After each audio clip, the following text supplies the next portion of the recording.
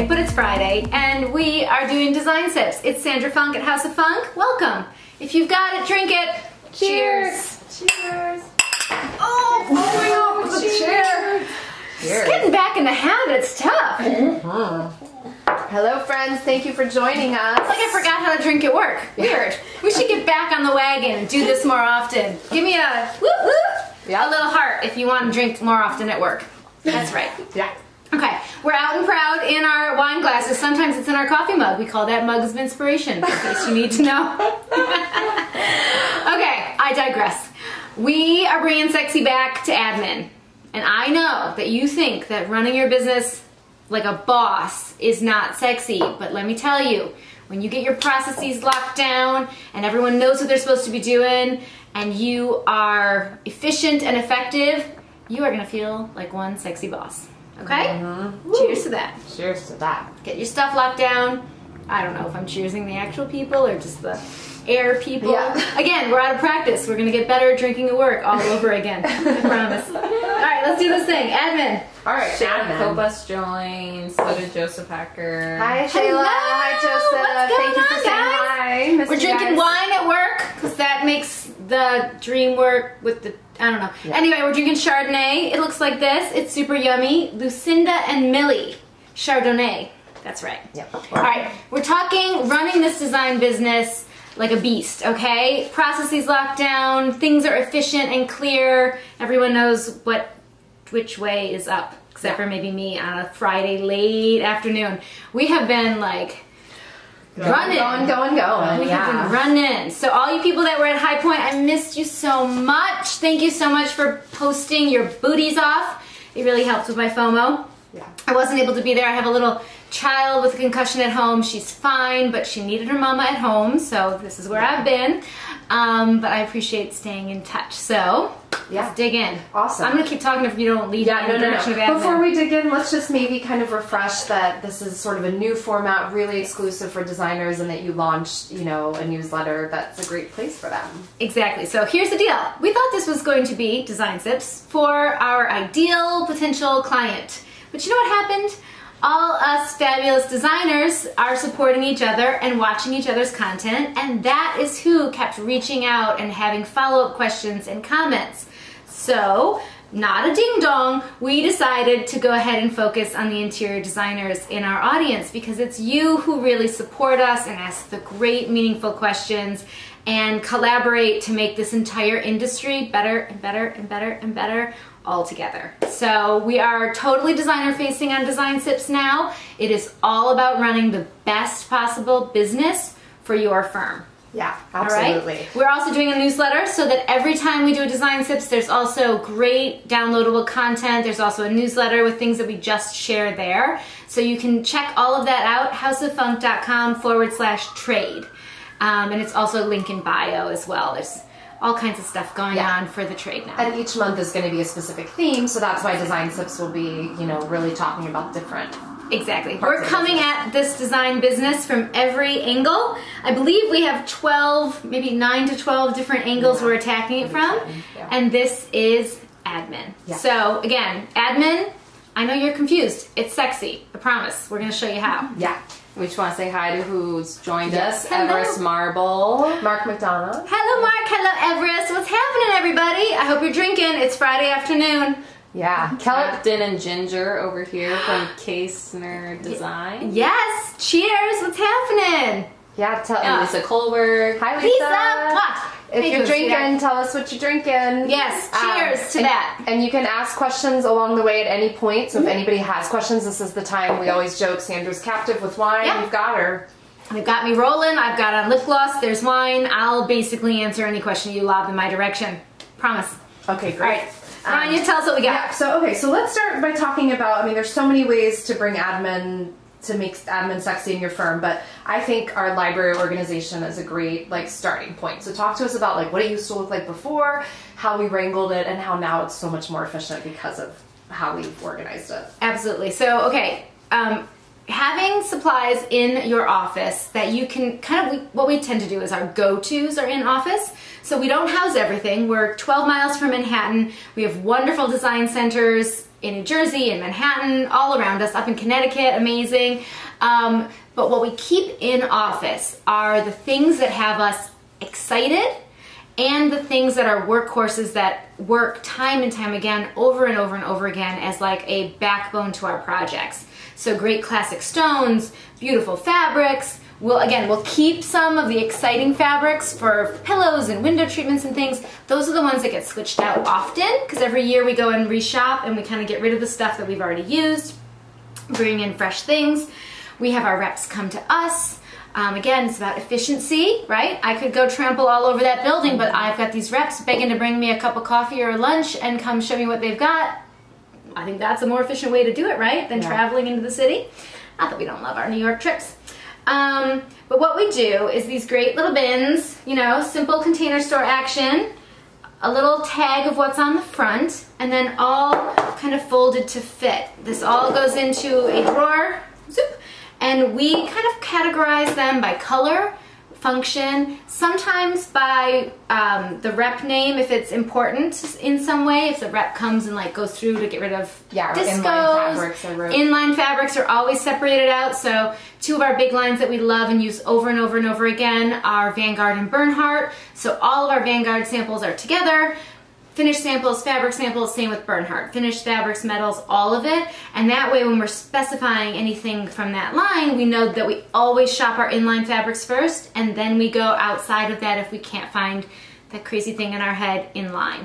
But you're more cost-effective inline, and you're also more efficient because the lead times are shorter inline. So when you can use inline fabric, you should. And let me tell you, they get better and better every year. I know y'all just got back from High Point and you saw all those gorgeous fabrics. They're doing a really good job with that inline. So. Yeah, no, absolutely. So try that first. What's happening? Heather Bates joined and she says, "Oh my, where have you been? Missed these hilarious videos." Thank you. I know. We don't try to be funny. It comes very naturally when we drink a lot at work.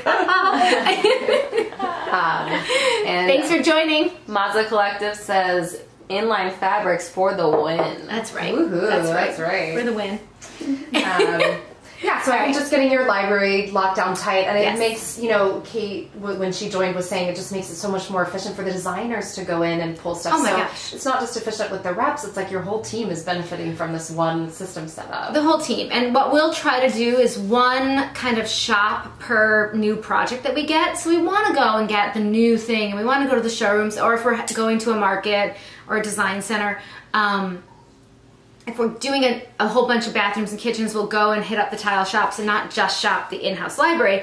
But generally, if we're just picking, like we'll get one feature tile or one feature fabric and come back here, we can easily build out the whole rest of the scheme in-house. We absolutely have enough breadth and depth in our library to do that, which makes it incredible because you can work on what you're working on, you can turn around and do a fabric scheme, you can get back to what you're working on. It's not stop, drop, trains, planes, city, you know, travel. So building an effective and efficient library in-house is sexy. Totally sexy. Yeah. And what about, and, well, I have to tell you, ours, we can look at pictures somewhere on our website, I think it's pictures of our library, but it's like, it's all pipe and reclaimed wood and then these lucite boxes. So of course we're trying to make it aesthetically pleasing so when clients come in, it looks appealing as well because it can be visually overwhelming if you're not careful. yeah, absolutely. And what about the tip of when you guys had our Vanguard rep come in and what was he doing with the scanning? I just thought that was so great to ask him to... Yes. So came in and scanned every single fabric in our library and pulled anything that's discontinued or super low stock. It's not just disco, because when they're flagging it low stock, that means it's on its way to being sold out most likely. So you might want to get those out of the library just so you don't get in a situation where you're waiting and waiting and waiting on stuff, because there's an abundant amount of fabrics out there. You don't have to sit and wait for the one fabric that's causing you drama. I think just leaning on your rep and really having them be your advocate and to help you kind of just... Well, and that dovetails in, we'll talk about this more in another episode, but vendor relationships, there are so much to be said on this front. This is a simple one of them. Have them come to you, have them go through your fabrics and look for discontinued items and take them away. That's about having a relationship worthy of their time. If you don't buy enough from them, that's a really hard ask. Yeah. If you're a big account and you're consistent, that's a really reasonable ask. Yeah. So we'll talk so much more. There's a whole episode on vendors coming up. Yeah, absolutely. And for those who've just joined, you want to tell them what you're talking about. So we are bringing sexy back admin style. I know it's confusing, but promise me that you'll stick with us, because if you get your business running right, streamlined and efficient, you're gonna feel sexy. I guarantee it. You're gonna sleep through the night. You're not gonna have circles under your eyes. You're gonna have a minute to get your hair done. Yeah, no, it's important. Get your shit together, and you look better. Yeah. So top Wine helps too. Wine always helps. Wine always. Top line team meeting. We love talking about that and how it's, you know, such a big part of our process. I have to laugh because I don't feel complete until we've had a top line meeting. Like the week hasn't started until we top line. So this meeting is the whole team together. We go through everything high level, obviously, because we're trying to keep it to 1 hour, no more than. We try to touch on everything going on in the business at a high level.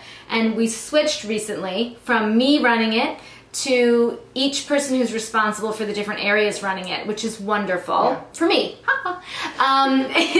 Because I can be thinking about the whole thing instead of being in the moment talking about what's going on up there. So I like it from a strategic standpoint. Like I can be sitting back, and instead of me running it, I can be listening and thinking what else needs to happen and trigger something else, and I can kind of be scratching down notes on my noteboard.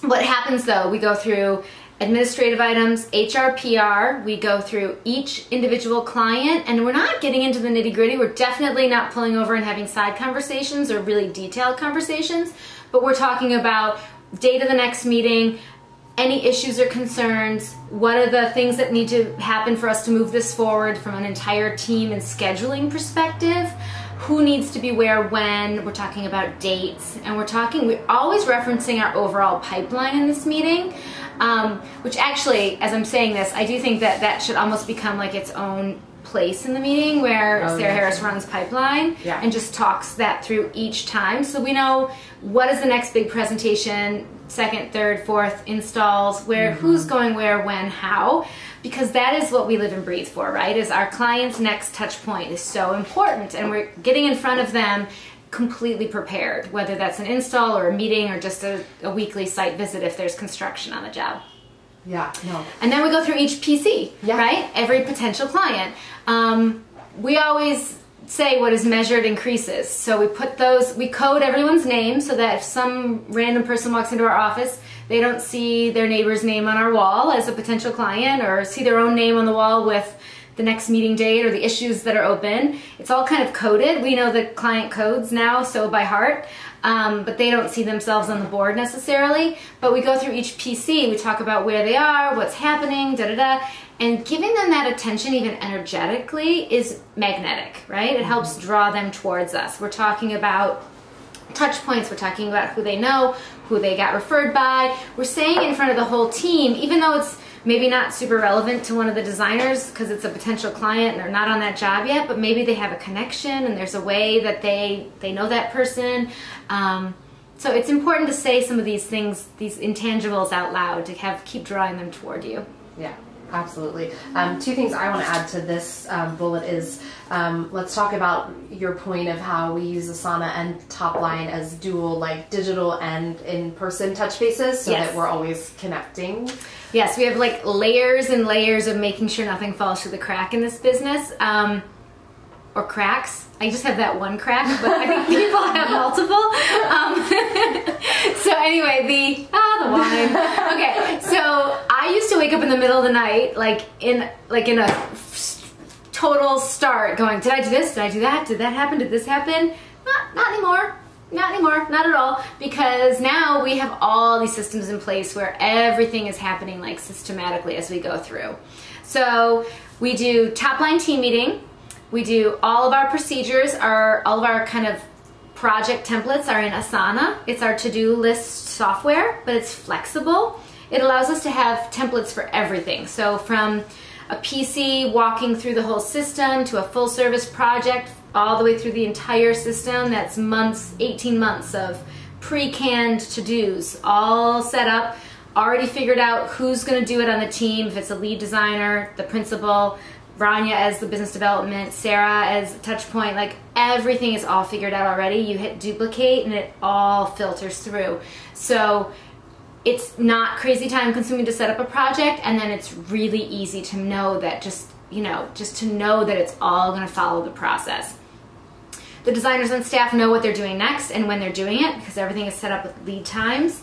I'm a follower on almost everything, so I kind of go through my inbox and can kind of just see at a glance like what's happening every day, all the time. Anytime I want to look, I can just get up to speed on what's moving in my business. Topline team meeting is where we kind of touch base in person. Again, the big nuts, looking in each other's eyes, knowing like this is going to be a crazy week or this is a calm week. It's all about getting this big workload done, or I'm traveling. Here's how you can get a hold of me this time, or I'm going off the grid. This is a hands-off trip. I don't do that a lot, but I do it. We really talk all of that through about the coming week, and also we always look out. We have 2 huge calendars on our wall. I'm sure we can add some still photos to our stories to show you some more of our admin stuff this week.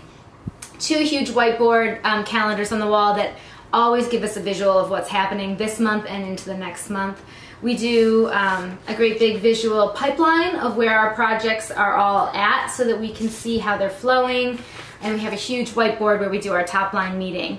Any to-dos that come out of Topline get automatically added to Asana real time while we're sitting in the meeting. That's Sarah's role while we're sitting there. So right off the bat, if somebody says, oh, we should, it just goes right into Asana, and the person who said we should, it gets assigned to, so that they can then assess the date and who's responsible. So it's just, we never leave that meeting thinking, I have to go back and read the board, because I know I'm going to go back and sit down after the Topline meeting, and I'm going to have a few Asanas that I need to then schedule out and assign appropriately, maybe add some more detail, because again, that meeting is supposed to stay really, really high level. Yeah. One of the pros of Asana for small businesses is that it's free up to a certain point. Which So I think we're still using the free version. So we are a 6-person team. We use it a ton. I mean, I download, it's where I empty my head. It's where like, oh, I should, and it just goes right into an Asana on my phone, on the desktop, real time, live, wherever I am. It is free and it is incredible. There's obviously an upgrade version.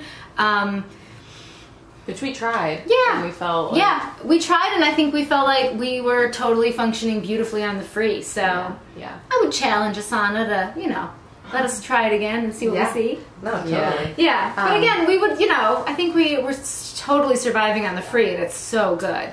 I think one of your points is that we are digital with Asana, and we have an in-person Topline, so we're not exclusively digital and not having those like face-to-face connections and missing, some of the subtext or anything like that. Like it's a real, they just it's complement each other. Very woven together. Yeah, exactly. And I think we still continue to be an in-person on-site studio, but I think we could transition easily to a more people working from wherever kind of place, and I certainly work from wherever when I'm traveling, because it just doesn't feel, I just check in. Yeah. But it allows us to be really flexible and open. Yeah, absolutely. So we have some people writing questions. Yes, what's going on? So someone wrote, what are your best tips to maintain an organized administrative system once you've implemented it?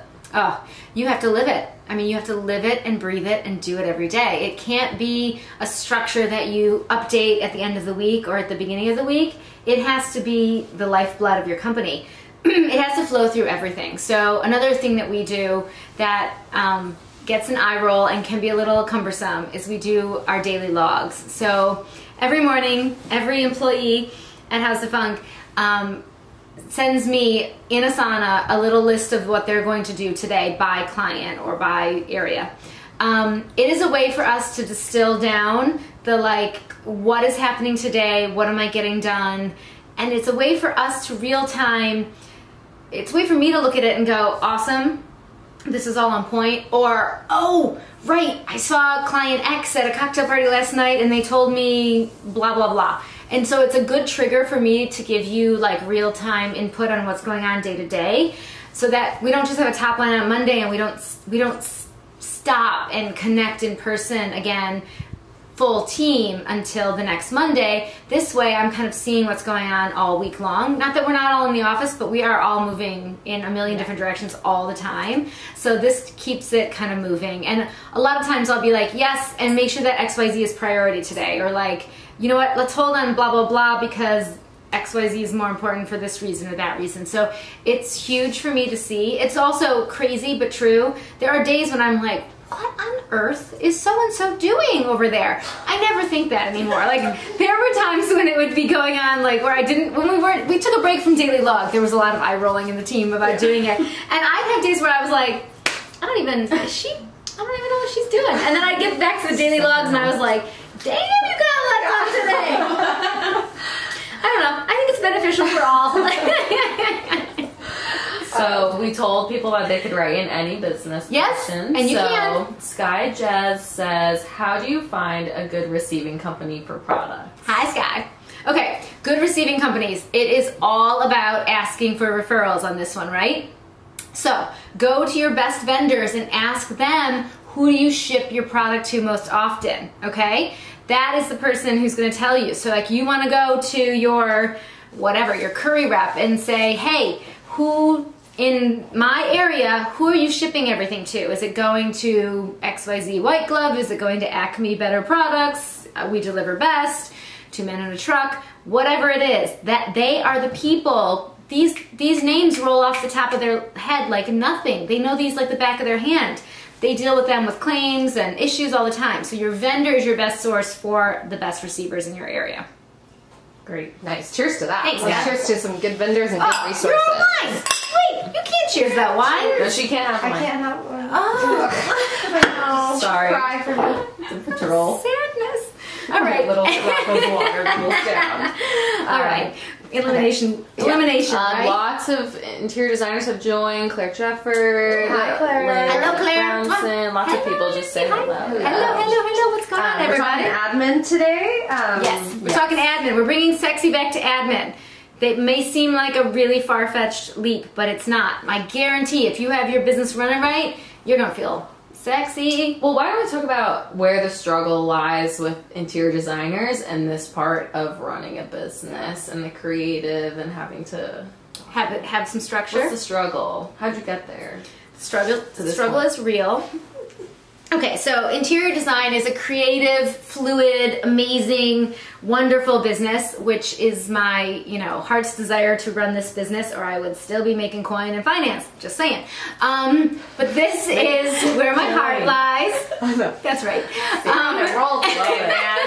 Wish I had some coin. Just like, this is where my heart lies. But it is a busy, stuff-based kind of business, right? And just when you think you're going to do XYZ today, so-and-so calls, there's a scratch on the mirror, and so-and-so calls, they aren't sure if that's the right drapery color, but your day gets away from you very quickly if you're not careful, and even if you are careful, right? So I think there was a long time where I thought that interior design was just fluid and artsy, and you couldn't systematize it because every single job was completely different. That's complete bullshit. It is not all incredibly different. It is the same structure and level of high quality service and the same procedure and process for every single client every single time. Done. That's it. Like, we will be with you until your job is 100% complete, 100% satisfactory, no issues, no bumps, everything working beautifully in top quality. And we all deal with stuff coming in scratch broken, or they're not sure and they're hesitant and they need to be talked back through where the vision was and what we decided together and how this was working. But it's the same thing every single time. So once you put a system in place and you stick to it and you live the system, it is very straightforward, okay? And it's still gonna have those moments where you're like, they're not sure about the paint color, but the paint color is perfect. Like you have to go and handhold sometimes. And you're gonna have moments where the art gets delivered scratched and you're like, but I have a receiver. Why is it at the client side scratched? And you're, like they still have to get from the warehouse to the site, and it still has to get unpacked and go up the stairs and get hung. So like you have to deal with that stuff, and you have to have procedures in place to deal with that stuff calmly and expect it. And the biggest thing that I can tell you is price it in. You're out of your mind if you think that you're not going to have 10 to 30% of the things that come in with something off, okay? Wrong finish, a little scratch, a little nick, a little dent, a little thumb, running late, CFA is wrong the first round, something. So you need to plan for it, okay? Your pricing needs to include the time for you to properly see this project all the way through to a really, really high quality completion. Your clients are not going to be okay with you charging them for more time to see something through that came in wrong, because it's not their fault. And I know it's not your fault either, but it's your job to make it right. So you need to build that in your fee at the front end, in your markup, somewhere, so that you are not angry that you're on your 5th delivery for this one piece that seems to be cursed, okay? Shit happens, plan for it. Amen. Amen! Woohoo! Can we get a holla Chardonnay? Yes, holla Chardonnay. We have another question. Yes. What is the very first thing a business owner should do to get organized? Oh, the very first thing. Can I? But of course, Sarah Baby Hairs. I think it would be tracking the way we do our orders and like finding a software that really works, because like being able to refer back to those things when something does mess up, even organizing your inbox to be able to, like a paper trail. Correct. Okay, I love it. I was gonna say where to start, because it's just not one place. It's really multi-layered. Such a web we weave, right, in our industry. But I think paper trail is the most important, right? So we have a strict rule. I don't like the word rule, but in this case it's appropriate. Absolutely nothing gets quoted to a client without a piece of paper in writing, or an email, or whatever. Soft paper's fine, soft copy's fine. In writing quote from vendor, rep, tradesperson, etc. That is put together in a packet. We use Studio Webware. It is hugely helpful to organize all of our information. So from quote to proposal, purchase order, order, and then it's the expediting tracking that Sarah Harris is talking about. It is so important that you regularly and consistently follow up on every open order. I'm going to tell you right now, the only person who cares that your order makes it to your job in a timely manner is you and your client. But you're their proxy in this case. You are doing this on their behalf. They don't even know who to call if you're doing it right? Okay. So you are the only person who cares that it gets there. So you need to get the acknowledgement number and confirm that this order got placed. You need to circle back 2 weeks later and confirm that nothing has been found to be discontinued, out of stock, frame damage, frame delay, fabric damage, etc., etc., etc. You must be your own advocate on getting that project delivered, because it could go on forever if you let it, okay? You have to be killing with kindness, because oh my gosh, not nice does not work. But you need to make relationships, and you need to stay on top of it. And I think the best way to do that is, again, make relationships where you're calling and saying, oh my gosh, how are you? What's new? That's great. That fabric ship? Cool. Like, it needs to be so seamless and consistent and constant. And then when you see these people at market, it's a hug, not a, oh, there's that rep. Like, you need to make this enjoyable for you too. Like, who wants to work with people they don't like? Yeah. So stay in touch, track everything, right? So they said it shipped, they said it was good, they said it was inspected. Who'd you talk to? What was the date? Get it in writing. Later, again, you don't have to be a meanie. See, keeping it PC for like a minute. You can just re-forward that email and say, well, per our conversation earlier, can you just walk me through what changed? You don't have to be a dick. Oh, see, there I went. But yeah, the important part of that aspect is knowing where all those things are. Yes. And so we file. Exactly. So we're sort of obsessed. We have layers of filing systems so that I can, like, if I come in here on a weekend because I'm going to, like, check on something before a presentation on Monday morning and no one else is here, I can find it. I can find it in my email is organized by client code. I can find it in my physical file, but I can find it attached in Asana. I can find it in Studio Webware. There is a trail. There is a story about what's happening. It is not in the wind. Like it is, we can always follow it back. So it's really important. Yeah, absolutely. And I think too, talking to, maybe speaking to the pain point of like, so many people just, they get really inspired and then when it's actually time to implement organization, it's just so overwhelming and paralyzing that they just put it off.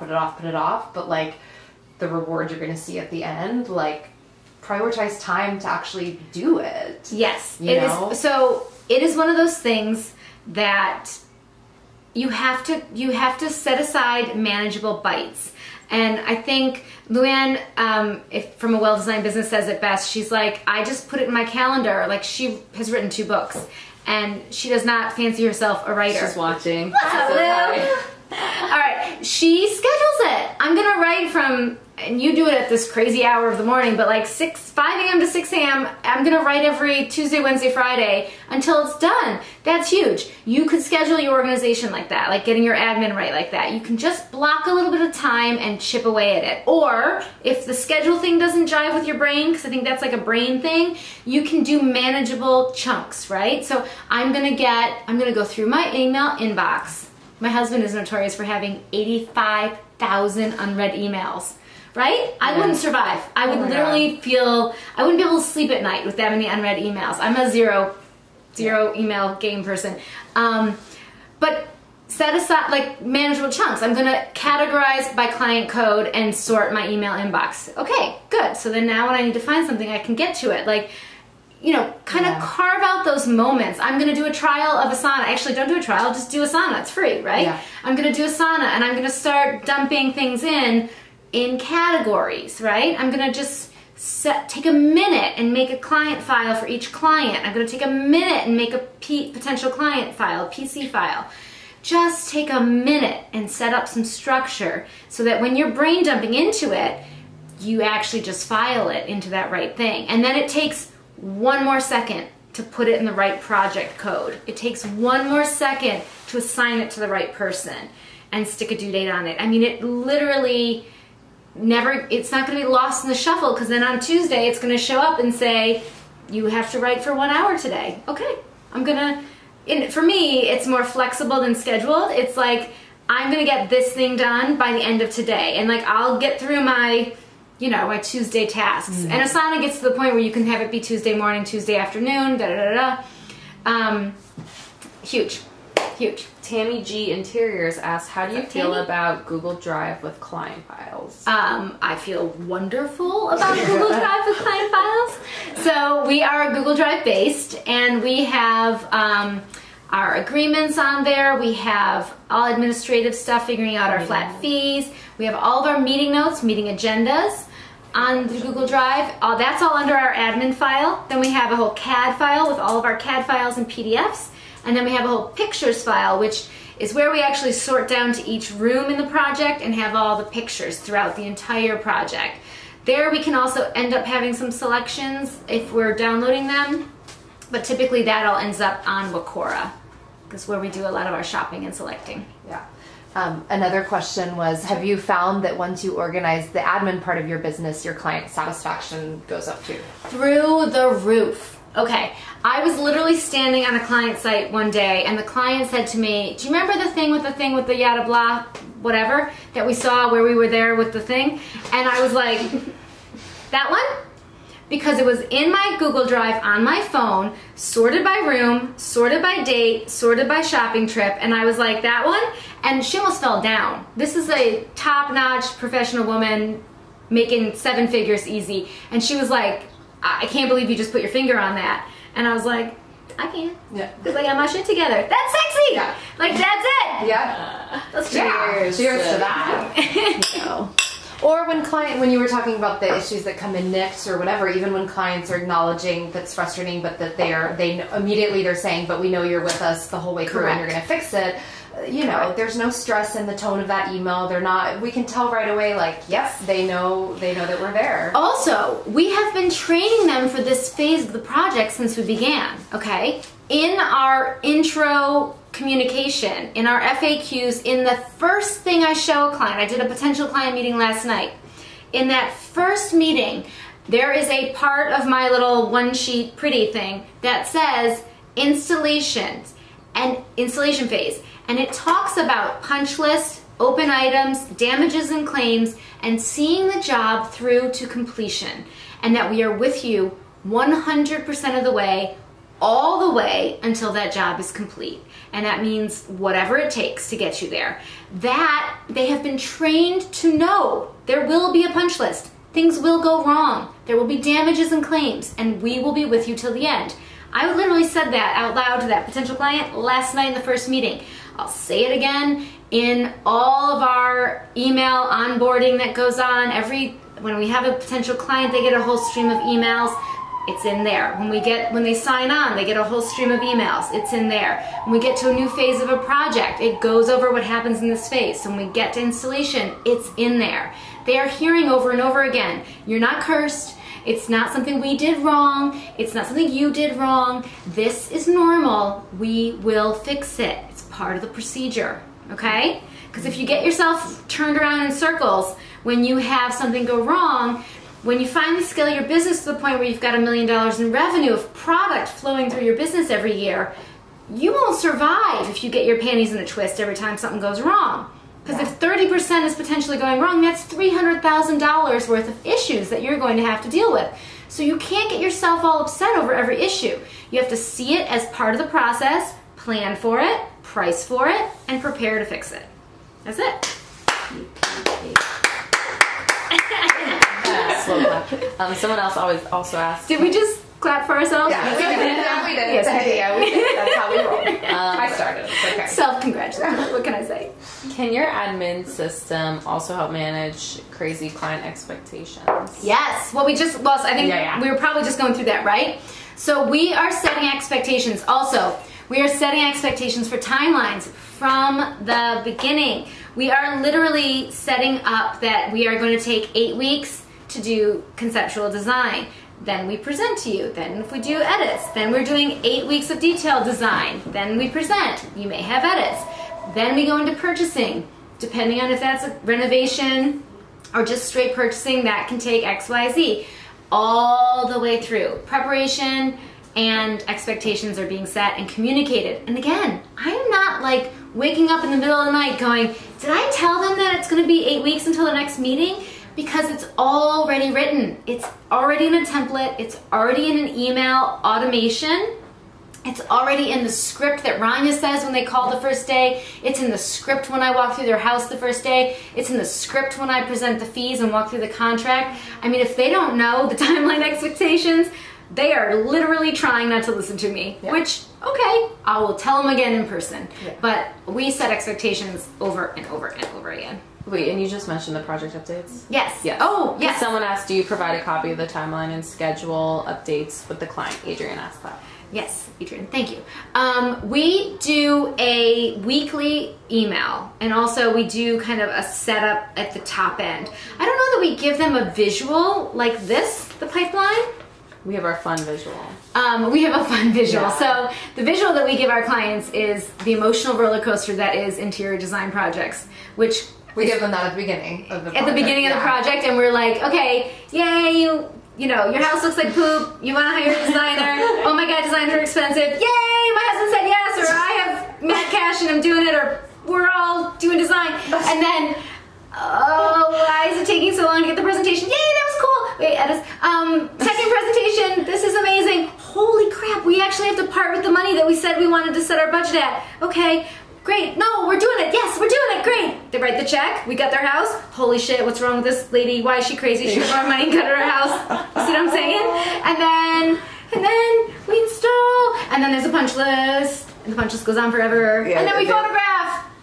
Yay! Okay, so we have a really really fun visual.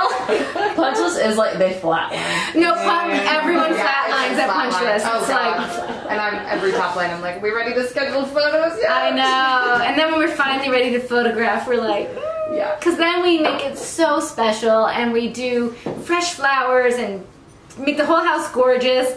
And then the best part is we make them, our clients, a bound book at the end with like the beautiful professional photos of their job, and it's like officially done. So good stuff. So people like your roller coaster description. We'll be sure to share that, yeah. Oh yeah, we have that visual. I think we have it for you. We're definitely giving it to you. I think in the sign up for our newsletter. Oh yeah, it's in our newsletter. So sign up for our newsletter, houseoffunk.com / Backslash. I don't know, try 'em both. /trade. And we have the client emotional roller coaster visual for you, and you can take it, use it, share it. It is yours. It is hysterical and accurate. And it's one of these things that's so funny. My coach, business coach, once told me, if you can point out that emotional roller coaster at the front end of a project, they later, when they're acting like Fred Flintstone because you've taken all their money and gutted their house and they're stomping around and they're mad at you, like there's a little part of them that knew that they were going to be here because they saw that emotional roller coaster, and they kind of can giggle to themselves of like, oh right, she took all my money and trashed my house, and I have nothing to show for it. Because we do that every time, every job. So Tammy G needs your help. She says, how do you Hi, deal Tammy. with that up and down? Clients stress me out nowadays. I hear you. I was, curled up in a small ball under my desk, rocking and shaking because clients were stressing me out. And so we started drinking at work. No, I'm kidding. Well, maybe. Honest to God, it's planning for it, preparing for it, managing it by pointing it out before they do it. It is also saying no, no, no, no, no to those clients who give you the red flags. And trust me, I get it. I have had so many clients who acted so nice until they hired me, and then they let their demons come out. I get that they're on best behavior in the beginning, and it's really hard to see those flags sometimes. But for me, it's all about the structure of my contract, the flat fee, full payment up front before I have really given them anything to take away from me. And it is about 100% purchasing up front. It is about, again, I can't say it enough, a contract that supports you. It's your business. And if someone doesn't like that the contract really is supportive and protecting you, they can go work with someone else. You do not need to take them on. And if that contract feels like a safety net and something that really has the structure so that you are not exposed, there's never a time when you feel at risk or that you have gone out on a ledge and they owe you a lot of money and so you're beholden to them. I am never beholden to them. I am House of Funk, not Bank of Funk. I am never ahead of them payment-wise. They pay me, I do design. They pay me, I purchase them product. That's it. Now, if we decide we're not a fit, if they're intolerable, we will go our separate ways. I'm not up a creek. There's never a situation where I have to finish the project because my contract has me withholding the last 10% and that's where all my profit is hiding. That's ludicrous, okay? Social media, social proof, referrals, that is all they need to withhold over your head to make sure that you complete this project perfectly and completely. I don't know, no such thing as perfect. You do not need to leave money on the table because what you're doing is leaving yourself exposed, and that's unnecessary. There's plenty of work out there. There are enough jobs for all of us. Say no to the no's. Yeah. So, but going back to her question, I think you just answered another question though, which was, what are your best tricks or psychographic questions? This is from Meadowbank Team. Hi. For figuring out if someone fits your ideal client profile, i.e., how do you know they aren't a Jekyll and Hyde? And I think there's obvious signs, but at the end of the day, what would you say? Yes. Okay. And then I wanted to tack on an answer to the other questions. So, okay. So the psychographic code. So it is really, for me, it's about trying to spend some time with them, husband and wife, single. If the kids are super involved, if the dog is making decisions, make sure they're at the meeting. Whomever it is that's going to be a decision maker needs to be at those first couple meetings. So meeting number one for me, I do not charge for my initial consult. I know, but I'm interviewing them as much as they're interviewing me. By the time I'm at that first meeting, I want the job according to what Rania has had conversations about. We've double checked their location relative to our offices. We've double checked the size and scope of the job. We've double checked the house value or the land value potential. We've double checked, we've Googled their names. Obviously, we're trying to make sure that we do our due diligence, we do our research. In theory, I am only going and standing on someone's front porch and ringing that bell if I want this job, okay? So I'm not gonna put a barrier between myself and the perfect client. I want to go stand on that front porch and learn more about them and tell them about me. So I don't charge for that. I also don't give design stuff. Yeah. I am not giving them quick stuff, okay? I know there's a lot of you out there that have a lot to give upon walking into a room, and I get that. I am thinking about this project like deeply and for weeks before I do a presentation. It's just, we're not picking a sofa or a wall color or figuring out the best layout in the moment. We are thinking about the whole thing, how it relates to the rest of the house, how they want to feel, how they want to function. Like, I'm taking this so much, I take so much more time with a room than to give quick things. I get that that's a different model for a lot of different people. But what the hell was I talking about? I think also I asked them to walk me through the house, and if there's every decision maker is there, the biggest tell is the interaction between the decision makers, okay? It's there's some things too. Do they look me in the eye? Do they offer me a place to sit? Do they offer to take my coat? Do they offer me a glass of water? These are general niceties that I think are really important and telling. Are they respectful of my time? Are they giving of their time to me because they feel like this is a value-based relationship and it's worthy of their time?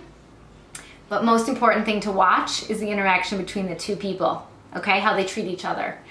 If there's an eye roll or a glance behind the one back when they're walking from one room to another room, like all of that is incredibly important to look at. And then we say our goodbyes and thank yous, and then we have them into our office to do the fee presentation, because I come back to the office, I crunch all the numbers, I take really high level dimensions when I'm there, I put it into our fee calculator, and I crunch all the numbers. We do a flat fee, and I have them in here, meet the team, see the office, check out the library, show them some of our past work, show them our portfolio, walk them through some before and afters we don't put on the website because we don't want those befores to accidentally show up in our image feed. Really talk through our procedures and our process carefully and with their full attention, and then I present my fees to them. So at this point, I have seen them on my turf, on their turf, in my domain, in their domain, on a Tuesday night, on a Friday afternoon, kind of a couple different ways. I've invited them to my office, introduced them to my team, offered them a glass of water, may I take your coat? I've shown them that courtesy that I expect them to show me. I've shown them that respect. By the time they leave the office and are getting ready to sign the documents and move forward, I have a gut feeling that's so strong if it's a yes or it's a no. And I also know, even if there's, can this work because we have such a strong structure? Yeah. But I follow my gut. And we have said no thank you to many a job. Mm-hmm. Yeah. And especially, I think the best thing you could do for yourself as an interior designer is not water down that price that you show them because you want it at the end. Because how many times have people tried to negotiate and it was like the way they approached it, that's when we saw true colors with the PC. Yes. Well, and that's what's so beautiful is the flat fee up front. I think I even presented as, this is my flat fee, it's non-negotiable. This is your projected budget. It's based on historical averages. This is where you have complete control. My flat fee is my flat fee. Take it or leave it. This budget is for you to tell me. These are averages. We need to make sure we're in the same stratosphere. But in the way that I present it, I tell them right then, there is no wiggle on my fee, but you have complete control over your furnishings budget. And it's very clear to them that I am not negotiable, but their furnishing level, their budget that they set together with me, because how do they know what the room is going to cost, right? They've never decorated a room before. That number is up to them. And that more than anything, clarifies that my flat fee is not negotiable. And we have, if someone has tried to say, somebody once tried to tell us that we should have threw a room in for free, and we were like, it's so nice to have met you. It appears we are not a fit. Thank you. Goodbye. I mean, it was just like, you gotta be out of your damn mind. Throw a room in for free. This is my job. Yeah. It's such a good follow-up question for MetaBank team about flat fees is, do you ever find that people push back on your flat fee where they somehow didn't feel they got what they paid for? No, and no one who has completed a project has ever pushed back on that flat fee. It is, my model is a flat fee that is not a barrier to entry. It's not a barrier to working with us. It is enough compensation to cover us through the design phase prior to purchasing, but without being too much that it is prohibitive to the project getting started. And what that allows me to do is make good, solid margins on our product because we negotiate deep, deep discount with wholesale vendors, long-term relationships, very high quality goods, which allows me to resell that product to my clients at retail or a little less in some cases because our discount is so deep. It's a total, it's no loss to them, and it's where we can really make up the difference in our product sales. Yeah. And Adrian says that's a total boss move. They should have respect and full awareness after that. Well, they do or they don't, right? They see the value or they don't. And it's never this moment of anguish over time bills or hourly rates or the estimate, but then we increase scope. The conversation never gets fuzzy. They see the value in hiring us. We gave them a flat fee. They either paid it and hired us or they didn't. That's the last time I talk about it. And then we're off and running and we're doing design. And it is so liberating to be off and running and doing design because like with my full heart, we are focused on making their home beautiful at that point. Yeah. That negotiation is done. Yeah. And Adrian asked, does hourly ever make more sense for projects versus flat fee? No! Never. Maybe if you're Bunny Williams. I don't know. No, never. I am in the point where there's 6 of us, 13 years in business. The hourly rate would have to be so big to cover us. It doesn't feel right to a client. I've literally had lawyer clients say to me, I mean, that's nearly what I charge when I was doing hourly rates. And I was like, well, apparently you're undercutting yourself. Yeah. It is just not, it's hard. And I find that a client would rather, when it comes to a big luxury purchase, they'd rather rip off the Band-Aid, do it once, do it right, and not think about it again, right? So I use the example, your luxury car, your beautiful diamond engagement ring, your house.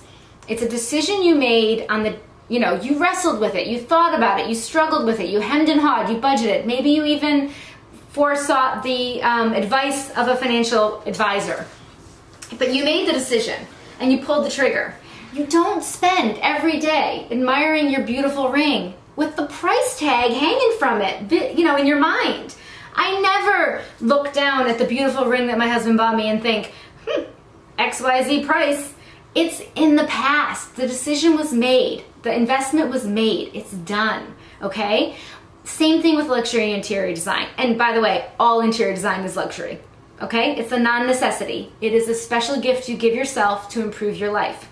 So, with a luxury service, you make that decision and it's over. Now, even when we used to give a fee estimate, same number that we would give them right now for a flat fee, we would just drip it over the course of every month. We'd be sending out that time bill. It's like waterboarding your client, okay? You're just dripping it out. And then the worst part is it's not a consistent drip. It's like 2,000, 4,000, 2,000, 10,000.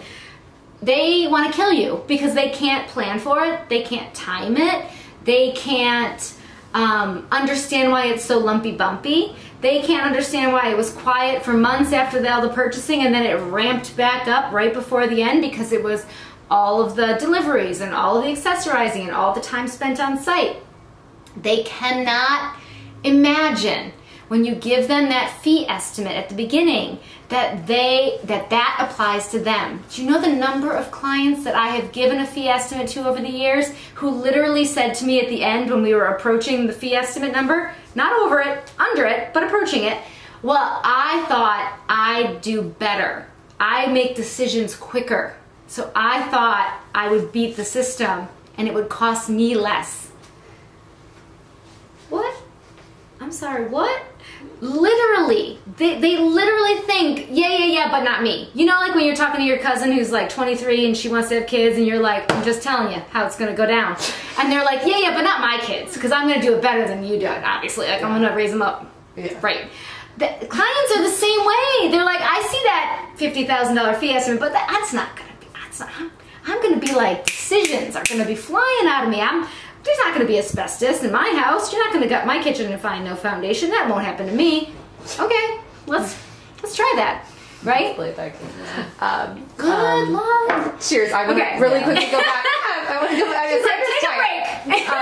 I want to go back to the question who asked Tammy. about. Tammy had asked about. I think we should refill the line. That was a lot of words. So Tammy had asked about her clients were stressing her out, and I think one thing that could be helpful that ties to our admin topic is like, make a list of the things that you feel stressed out about them. Are they stressing you out because they're reaching out at every hour because they don't feel like they're hearing from you enough? Then that means go back to like your communication style and implement like weekly updates. Are they stressing you out because they are complaining about products because you haven't from the beginning given them a punch list expectations? Like, I think writing down your list and looking at it from an admin standpoint will help you see. I love the idea of not only paying attention to when you're getting stressed, but why and how, right? I love the idea of you tracking that and making that your first priority on your admin time, right? If you're blocking out an hour a week to get your shit together, you know what to work on first because it's what's getting you up in the middle of the night, what's stressing you. So I love that idea. Like definitely one of my things that used to bother me was being texted by clients first thing in the morning or getting an email on a Friday evening with a whole bunch of questions. So one of the things that we put into place, part of our administration and we dig into this really deeply on client management, on the client side. Coming houseoffunk.com/trade, forward, backward, I don't know, try them all. That is where you will find all the details on all these little downloads, but we have a whole month that will be focusing on client management and expectations. But the thing that we have done that I think makes the biggest difference is every single Friday, and I should probably get on it. Yeah. Every single Friday, we email every single client who's open in our business updates on what's going on. So it could be, we just started your job, our first meeting is scheduled for XYZ date, we're so thrilled to be working with you. And they might get that same email with a little shift and shimmy for a couple of weeks. And then similarly at the end of the job, you know, that punch list goes on and on and on and on and on. And it can be, we're scheduling the fix, we're scheduling the finishing, we're scheduling the final install, we're scheduling the replacement of this, that, the other thing.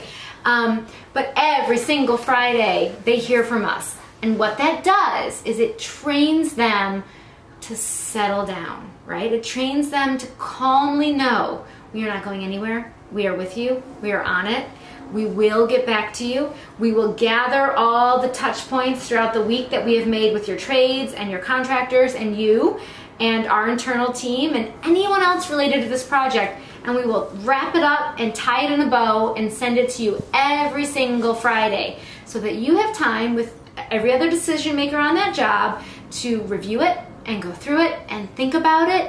And we will be looking, we often have a lot of responses coming in over the weekend, Monday, Tuesday, from those Friday emails, which are wonderful because for Topline, we often have a response from every Friday email at Topline that we can then move the project forward. So we are running out of time. Yeah. Instagram's about to kick us off in 1 minute. Yeah. We have so many questions coming in about fee structure, etc. But let's encourage people to come back next month. Yes. Get on the newsletter. All right. Please join us, houseoffunk.com/trade. We are going to talk about fees at length and in depth. Get on the newsletter so we know when the next Design Sips is. We're coming at you once a month with Design Sips. Please get a bottle of wine and join us. Cheers. Cheers, y'all.